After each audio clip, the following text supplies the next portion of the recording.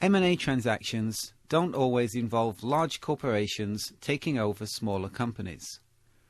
Through borrowed money, a leveraged buyout allows a relatively small buyer to acquire a relatively large target company.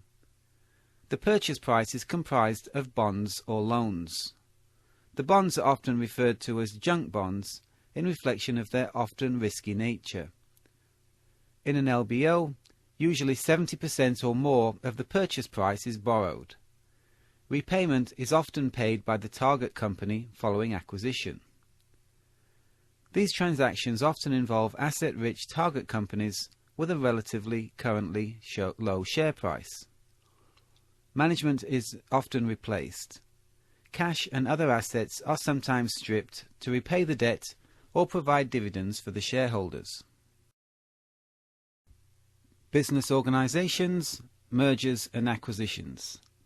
Management approved and hostile takeovers.